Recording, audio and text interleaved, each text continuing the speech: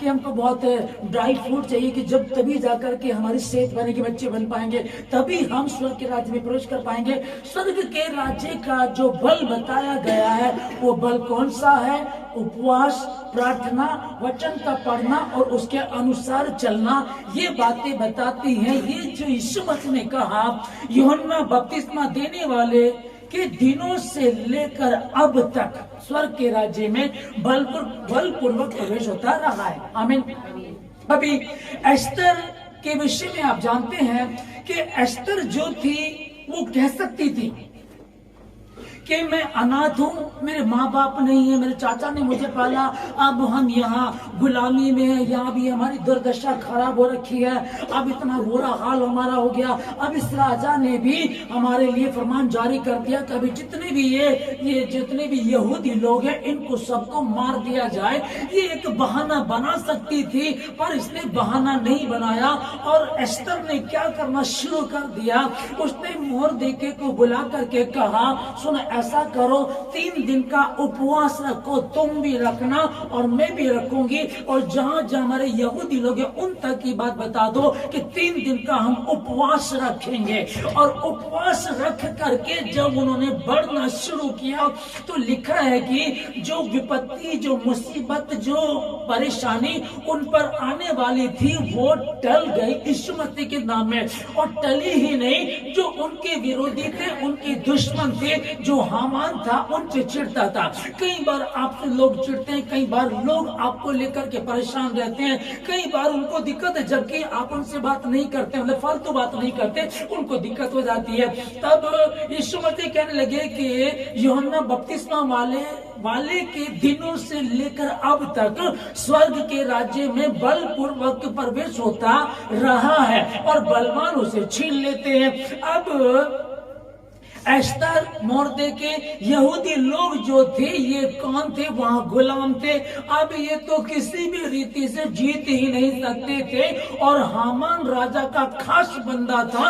अगर वो सोचता इस बात को कि भैया तो खास मेंबर है और राजा ने बात कर दी कि इनको खत्म कर दिया जाए, अब जाओ और जाकर के मर जाओ, रो लो, पीट लो, मैं अपनी माँ से मिल लो, अपने भाई से मिल लो, है ना, एक दूसरे से मिल लेते हैं, इसके बाद तो 3 दिन के बाद एक तारीख उसने बोल दी थी कि फला तारीख को इस दिन इन सबको एक ही टाइम में मार दिया जाए। पर एस्तर जो थी वो प्रार्थना करने वाली योद्धा थी। जैसे आप बहनें बैठी हैं, आप अगर प्रार्थना की योद्धा हैं, आप अगर उपवास करने वाली योद्धा हैं, तो परमेश्वर का वचन मेरे और आपके हम सबों के लिए है कि बलपूर्वक प्रवेश होता रहा है और बलवान उसको छीन लेते हैं। अब कौन से बलवान की बात चल रही है? ये एस्तर में जो बल था वो प्रार्थना करने वाली थी और उपवास रखने वाली थी और परमेश्वर पे विश्वास रखने वाली थी। अगर आप एस्तर की पुस्तक को पढ़ेंगे तो वहां आपको परमेश्वर का नाम नहीं मिलेगा।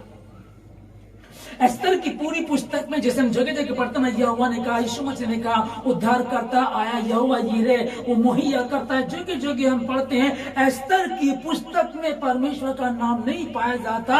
उसके बाद हम देखते हैं कि इसका विश्वास कितना कि हम यहूदी हैं, हम जिंदा खुदा को मानते हैं, हम यहूदी हैं, इजराइली हैं, हम परमेश्वर को मानते हैं, परमेश्वर को जानते हैं। वही अब्राहम, इसहाक और याकूब का परमेश्वर वही मेरा भी परमेश्वर है। और इसके विषय में उसने इस बात को बता करके फाइनल कर दिया कि यूहन्ना बपतिस्मा देने वालों के दिनों से लेकर अब तक स्वर्ग के राज्य में बलपूर्वक प्रवेश होता और बलवान उसे छीन लेते। जो बलवान होगा उसको छीन लेगा।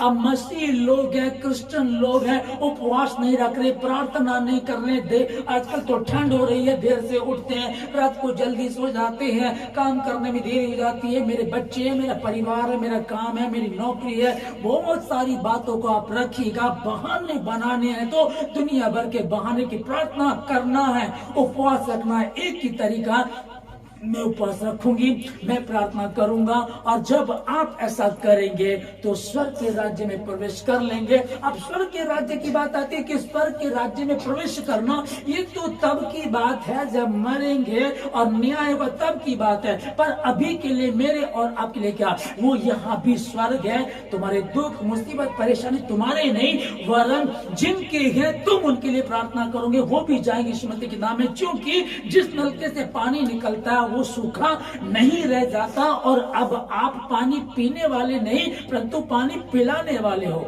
आमीन। एस्तर ने एक कदम उठाया और परमेश्वर ने न सिर्फ उनको बचाया वरन उनके दुश्मनों का भी नाश कर दिया। ये क्या था? विश्वास। मूसा की माँ का विश्वास क्या था? अब तक तो हर लड़के को मार दिया जाता था, नील नदी में फेंक दिया जाता। इसका विश्वास था 3 महीने तक पहले इसने छिपा करके रखा, और उसके बाद जब इसने नील नदी में फेंका तो पहले टोकरी ली, तैयार की, चिकनी माटी रखी, उसके बाद से 24 में जो प्रवेश किया आपने, प्रार्थना के योद्धा अच्छे बन गए हैं। शाबाश, प्रार्थना के योद्धा बन गए हैं। और ये वर्ष जो शुरुआत हुई है बहुत अच्छा चल रहा है। आज हम 7वें दिन में हैं, 7वां दिन है, और परमेश्वर के वचन के अनुसार भी 7वां दिन भवन में आना है, जबकि पहला दिन माना जाता है, 7वां दिन उसको हम बोलते हैं। ओके, तो परमेश्वर आपको बहुत आशीष दे। अब एस्तर का क्या कहना, मैं वही बता रहा हूँ कि आप ठंड है, ज्यादा सो जाइएगा, या दिक्कत चल रही है, मेरे तो साथ तो बहुत सारे काम है, आप कोई भी बहाना बना लीजिएगा, या राजा ने फरमान जारी कर दिया है। और जिसके साथ मेरे चाचा मोर्देके ने हामान के साथ जो पंगा लिया, हामान तो उसका बहुत खास है, अब वो तो बिल्कुल भी नहीं छोड़ेगा हमको। उसने फरमान जारी कर दिया और राजा ने जो कह दिया वो टल ही नहीं सकता था। पर एक चीज थी वहां जो टाल सकती थी, वो था उपवास की प्रार्थना, वो था बलपूर्वक स्वर्ग में प्रवेश करना है। तुमको क्या करना है?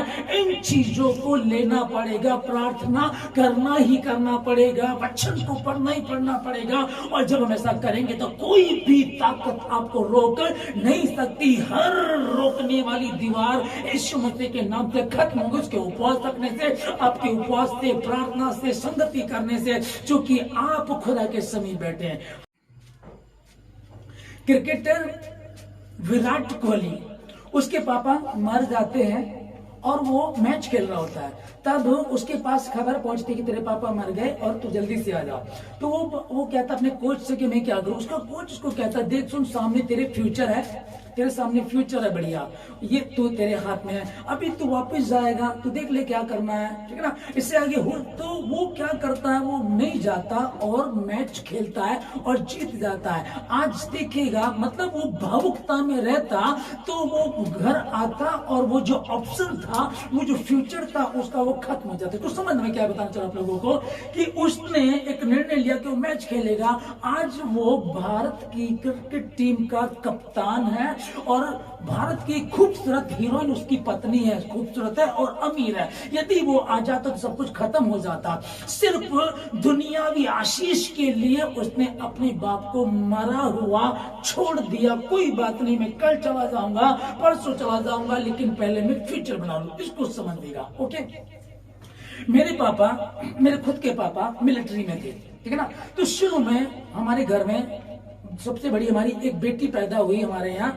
तब पापा को वहाँ गुड न्यूज दी गई कि आपके यहाँ बेटी हुई है। उन्होंने छुट्टी मांगी, उन्होंने कहा कि मुझे छुट्टी दे दीजिएगा, तो छुट्टी नहीं मिली। कोई लड़ाई चल रही थी उन दिनों में, उनको छुट्टी नहीं मिली। फिर थोड़े दिनों बाद फिर खबर पहुंची वहाँ कि आपके यहाँ जो बेटी हुई तो मर गई।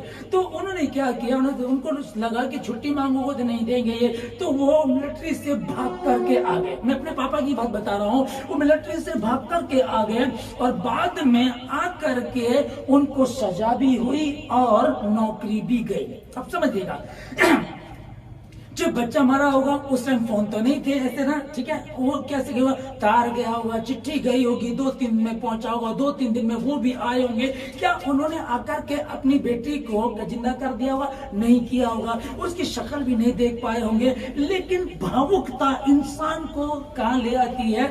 उसके बाद हमारा हाल क्या रहा, अगर सरकारी नौकरी होती तो हमारे पास पेंशन भी होती, अच्छी जगह होती, अच्छा घर बार होता, वो सब नहीं रहा, ठीक है ना। विराट कोहली ने इस बात को समझा, उसने वो निर्णय लिया। संसारिक रीति से बता रहा हूँ, फिर मेरे पापा की बात में बता रहा हूँ, उनका ऐसा रहा। अब आप मुझे लीजिएगा कि मैं संसारिक रीति से मेरा मेरा जो मुझ में जो डीएनए वो मेरे पापा का है, मेरे पापा का खून मुझ में है और जैसा बाप वैसा बेटा, ये हकीकत है। लेकिन अब आकर के जो मैं मसीह में आ गया और मसीह में आने के बाद जो मैं परमेश्वर के साथ संगति कर रहा हूं, उसको समझिएगा कि अभी 24 दिसंबर रविवार 2023 को मेरी मम्मा एक्सपायर हो गए। सुबह को मुझको पता चल गया इस बात का और मैंने देखा, फिर मेरे दिमाग में यह था कि मैं क्या करूं, अब ये तो एक्सपायर हो गई है, इसको तो बचा नहीं सकते। लेकिन संडे का दिन है और लोग आएंगे, लोग तैयार होकर के आएंगे। 24 दिसंबर है, स्पेशल दिन हम मना रहे हैं, अब क्या किया जाए। तो मैंने वचन को पढ़ा हुआ था कि एक चेला यीशु मसीह से कहने लगा, प्रभु प्रभु प्रभु ने कहा कि मेरे पीछे हो ले। तो ठीक है प्रभु, मैं तेरे पीछे आता हूँ, पहले मुझे अपने पिता को, वो मर गए, उनको दफनाने दे। तब प्रभु यीशु ने कहा कि मुर्दों को अपने मुर्दे दफनाने दे, तो मेरे पीछे हो ले, मैं तुझे जीवित लोगों को पकड़ने वाला बनाऊंगा। हालेलुया। तब ये बात सुनते, तब मैंने एक निर्णय लिया, ठीक है मैं प्रार्थना करूंगा। हालेलुया। एक मेरे पापा की सोच थी, भावुकता थी और उन्होंने संसारिक रीति से वो जॉब बची रहती, उनके बच्चे भी ऐश करते, लेकिन एक गलती उन्होंने की, भावुकता में आए और उसके बाद हमारे पास गरीबी रह गई। विराट कोहली ने एक निर्णय लिया, उसने अपने पिता को छोड़ दिया, कोई बात नहीं, वो तो मरी गए, जाकर जिंदा तो कर नहीं सकता, ये सोचा होगा उसने, और उसने क्रिकेट का मैच खेला। आज वो भारतीय क्रिकेट टीम का कैप्टन, कप्तान है वो, और आगे उसके साथ बहुत पैसा आज उसके पास, इसको समझेगा। लेकिन मैंने जो निर्णय लिया, आज मेरी भावुकता होती या कुछ और होता, उसमें कुछ होने वाला नहीं था, पर मैंने उस दिन को लिया और उस दिन को मैंने प्रार्थना करके एक चीज रखी कि परमेश्वर मेरे जीवन से तेरी महिमा हो। एक चीज समझ देगा, भावुकता में जाते तो रह जाते, लेकिन भावुकता नहीं की हमने क्या किया, हम परमेश्वर के वचन को आदर देंगे। यहाँ अगर हम रुक भी गए तो क्या कर लें कि हम उसको जिंदा कर दूंगा,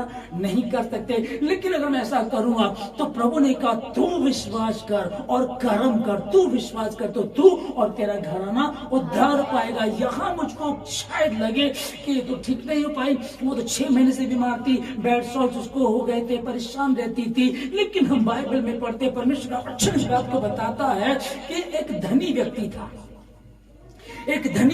था और एक लाजर कोड़ी था। लाजर कोड़ी को लाकर के उसकी देवड़ी पर छोड़ दिया करते थे और वो धनी व्यक्ति की मेज से जो झूठन बचती गिरती थी उसे खाकर वो पेट भरा करता था। पर उसका अंत हम देखते, दोनों का दोनों मरे और एक कहां पाया गया, धनी व्यक्ति जब मरा तो वो नरक में पाया गया, और वो लाजर कोड़ी जब मरा तो स्वर्गदूत उसको उठा करके इब्राहिम पिता की गोद में लेकर के गए। इस बात को आप समझिए कि परमेश्वर के वचन को, कि मुझे ऐसा लगा कि मैंने ये अच्छा किया कि तुम किसी ऐसी परीक्षा में नहीं पड़े जो मनुष्य के सहने से बाहर, किसी भी ऐसी परीक्षा में नहीं पड़े जो मनुष्य के सहने से बाहर है। परमेश्वर तो सच्चा है जो परीक्षा के साथ साथ निकास भी करता है, निकालता मार्ग भी निकालता है कि तुम उसको सह सको, रास्ता निकालता तुम्हारे लिए।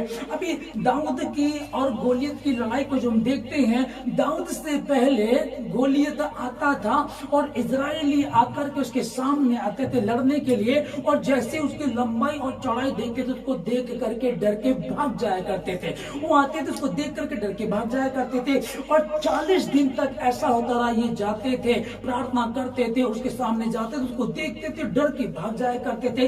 एक दिन मां दाऊद छोटा बच्चा जब वो था, वो आया हुआ था, जब वो वहां आया था तो उसने देखा कि लड़ाई चल रही, मतलब चले लड़ाई चल रही तो मैं भी देखूंगा। उसने देखा कि वो गोलियत आता है और वो इनको ललकार है, कोई जो मेरे साथ लड़ेगा एक एक को कच्चा खा जाऊंगा, मार डालूंगा, जो मेरे साथ लड़ेगा उसको खत्म कर दूंगा। इस तरीके से वो ललकार रहा था।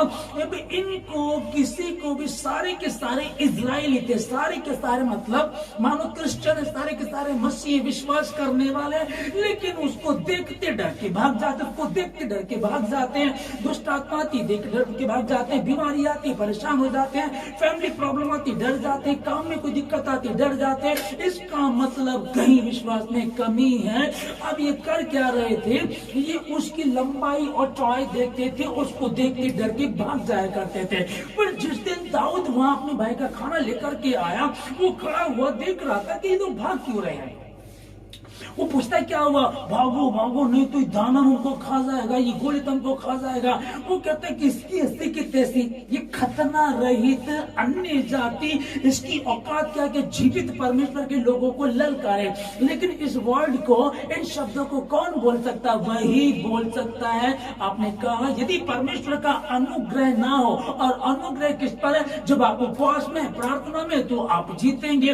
अब जब दाऊद ने इसको देखा तो वो इसको नहीं देख रहा था, वो देख रहा था कि परमेश्वर ने कहा कि स्वर आकाश मेरे सर का सिंहासन और पृथ्वी मेरे चरणों की चौकी है। आकाश मेरे सर का सिंहासन और पृथ्वी मेरे चरणों की चौकी है। अब समझो कि चौकी जहां परमेश्वर खड़ा होता है वहां वो पैर रखता है, वो क्या, पृथ्वी, और जहां वो ऊपर सिंहासन है वो कहां, आकाश में। तो इससे बड़ा तो ये नहीं हो सकता, ये गोलियत तो मेरे परमेश्वर से बड़ा नहीं है। इस तरीके से जब वो उसके साथ लड़ा तो उसने उसको हरा दिया, और वहां दाऊद छोटा बच्चा जीत गया। और इजराइल की बड़ी बड़ी सेना, योद्धा, लड़ने वाले, भाले, तलवार और बहुत अच्छे लड़ाकू लोग थे, वो भी इसको देख करके डर के भाग जाया करते थे। यहाँ हम जो कंपैरिजन करें, यहोवा के यहोवा कहता है, यहोवा कौन, ये कौन सा, ये यहोवा कौन,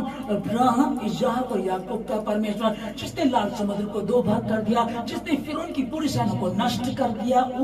अब जब अपने उसके लोग थे तो जमीन सूखी थी, सूखी जमीन पर उसके लोग निकल गए, और जब बारी उनकी आती है विरोधियों की, जब वो आते उसमें डूबकर मर जाते हैं। अब उसी चीज को उसमें कर रहा होगा, वो बार बार इसको कि अब्राहम, इसहाक और याकूब का परमेश्वर मेरा परमेश्वर है। इस खतना रहित गोलियत की औकात क्या है। कई बार लोग क्या करते हैं, गोलियत मतलब गोलियत समझेगा, आज हमारे जीवन का गोलियत कौन है, कोई बीमारी है, कोई नशे की आत्मा, कोई कानूनी समस्या है, कोई मेडिकल प्रॉब्लम, इन चीजों को लेकर के हम कई बार कहते हैं मेरी बीमारी तो बहुत बड़ी है, मेरी तो समस्या बहुत बड़ी है, मेरा बच्चा तो बहुत बिगड़ता जा रहा है, मेरी पत्नी तो समझती नहीं, मेरा पति तो समझता नहीं है। ये सारी बातें चल रही, सब बातों को बार बार बोल रहे हैं, बार बार बोल रहे हैं। और 40 दिन तक इजराइली यही कर रहे थे। जब गोली से लड़ने जाते थे, एक फाइनल बात हुई कि हम लोग जंग नहीं लड़ेंगे, दो लोग आकर के लड़ेंगे, जो जीत जाएगा राज्य उसी का हो जाएगा। उनकी तरफ से ये दानव लंबा चौड़ा आता था, और इजराइल देश का पहला राजा शाऊल भी डर के घबरा करके बैठ जाता। उसकी पूरी सेना सामने जाके रोज जाती थी, परमेश्वर तेरा धन्यवाद हम जा रहे हैं, रोज जाती, भाग करके आ जाती, रोज जाती। 40 दिन ऐसे ही तमाशा बनते हुए हो गए। अब ये रोज कहते हैं परमेश्वर वो तो बहुत बड़ा है, वो तो दाना हुआ है, हम तो उसे जीत नहीं पाएंगे, कैसे होगा, समझ में नहीं आ रहा। लेकिन दाऊद जिस दिन आया, पहले ही दिन में उसने उसको ललकारा और कहा कि आज तू तो तलवार और भाले लेकर के मेरे पास आता, परंतु मैं सेनाओं के यहोवा के नाम से तेरे समीप आता हूं, और आज ही मेरा परमेश्वर तुझे मेरे हाथों में कर देगा। तेरी डर से तेरे सर को मैं अलग कर दूंगा। हालेलुया। अब ये क्या देख रहा था, इसने उसी चीज को देखा, आकाश मेरे सर का सिंहासन, पृथ्वी मेरे चरणों की चौकी है। ये उस परमेश्वर को निहार रहा था, इसको नहीं निहार रहा था। लेकिन कई बार हम सोचते हैं कि प्रार्थना करें तो कैसे करें।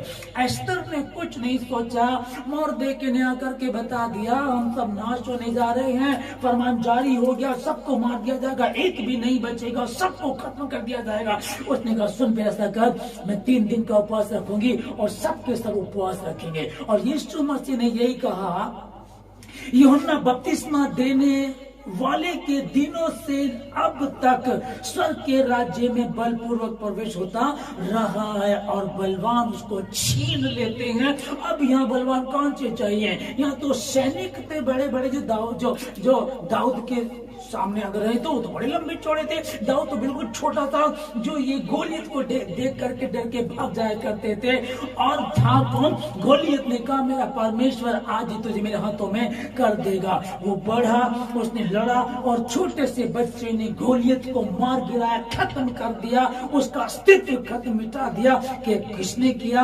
सेनाओं का यहोवा हमारे संग है। अब्राहम इसहाक का परमेश्वर, याकूब का परमेश्वर हमारे साथ है। यहोवा चरवाहा मेरा, मुझे कुछ घटी ना होगी। वो शत्रुओं के सामने मेरे लिए मेज बिछाता, इसलिए वो इस बात को लिखता है कि यहोवा चरवाहा मेरा, वो मुझे घटी होने नहीं देता, किसी के सामने शर्मिंदा होने नहीं देता।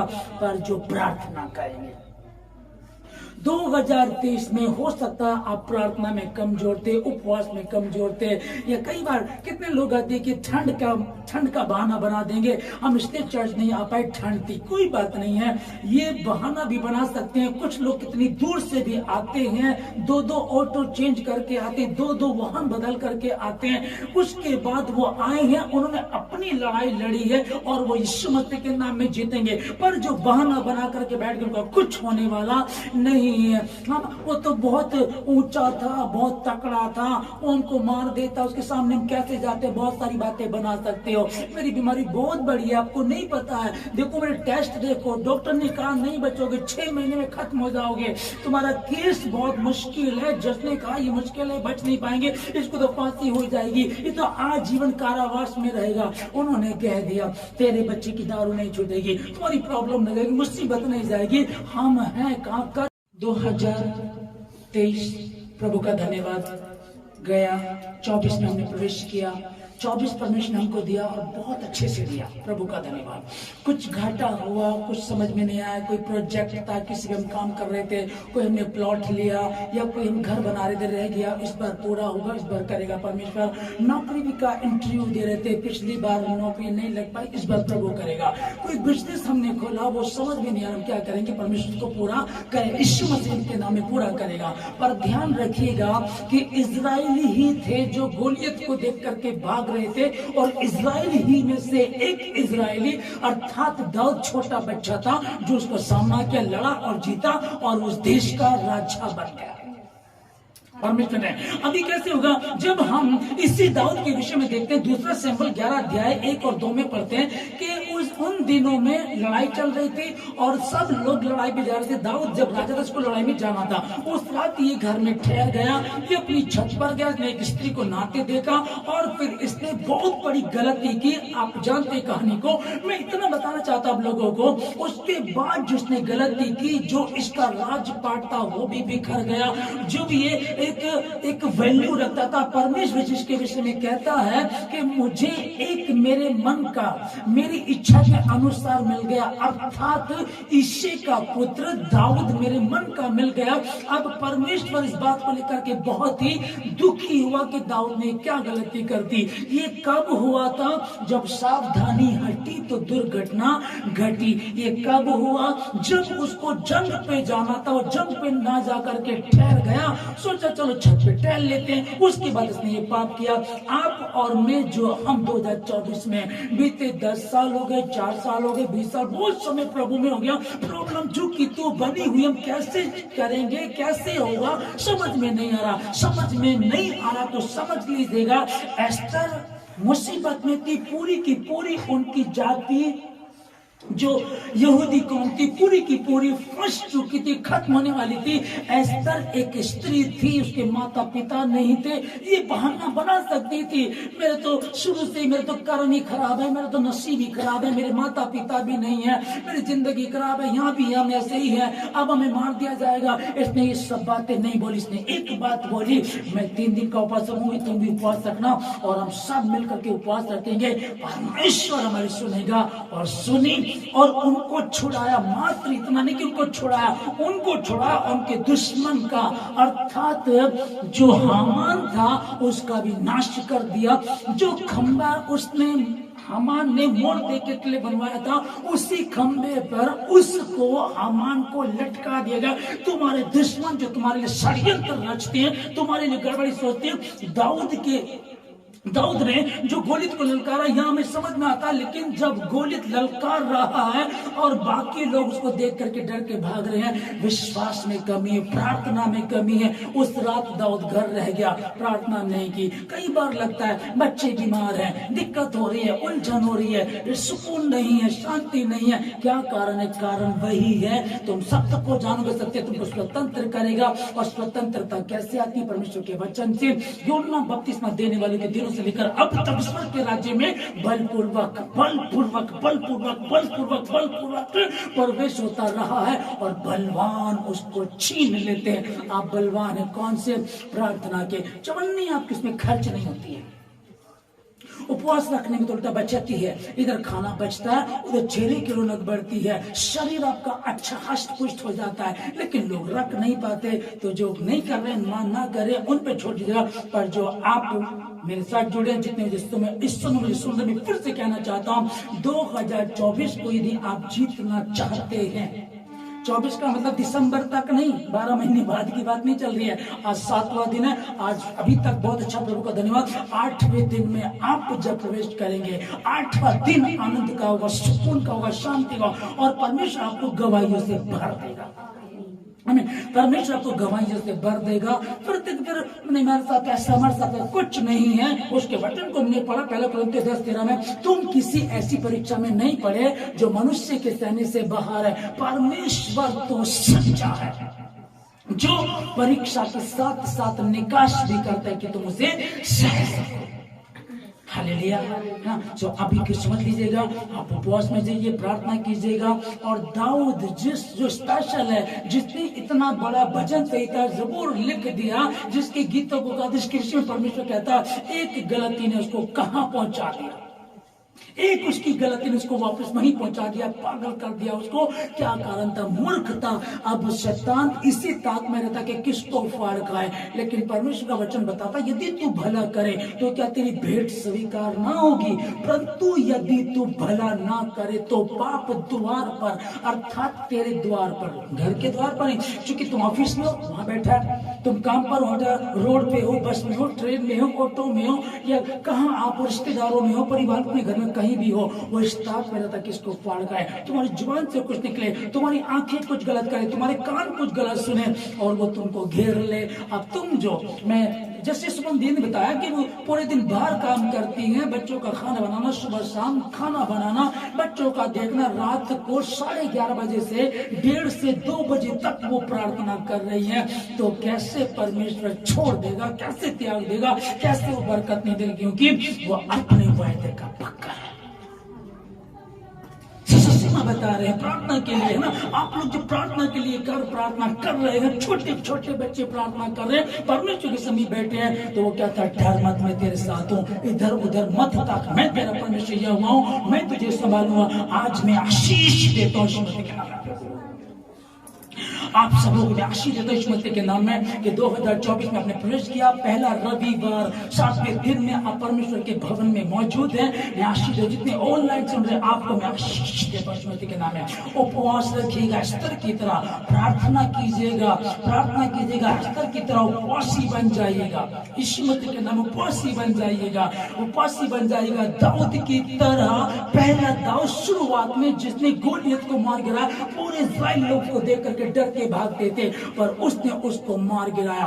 बाद में एक बार इस दाऊद से गलती हो गई, ये वह विचार कर बैठा, उसके पति को उसने मरवा दिया, और उसके बाद इसका क्या हाल हुआ। ध्यान रखिएगा कहां तक हमको दाऊद को स्मरण करना है। इस विषय को 2 शमूएल 11 अध्याय 1 और 2 को पढ़ लीजिएगा, उसको समझिएगा कि उसकी एक गलती, उसका व्यभिचार करना, पाप करना, इस तरह की हरकत करना उसको कहां ले आया, उसको लज्जित करा दिया, आपको और मुझे। हमें वो पीछे पड़ा रहता, पर हम प्रार्थना में रहे, बस कुछ भी छूट जाए, कुछ भी चूक जाए, हम प्रार्थना। लिखा कि उस रात वो घर पर ठहर गया, वो जंग पर नहीं गया। आप उस रात ठहर गए, सो गए, घूमने चले गए, टेलीविजन देखने लगे, मोबाइल पे कुछ देखने लगे, परिवार से बातें करने लगे, कोई जरूरी बातें, कुछ ना भी कुछ जरूरी क्यों ना हो, आपकी टाइमिंग होनी चाहिए। आपके दोस्तों को, रिश्तेदारों को पता होना चाहिए उसकी टाइमिंग है,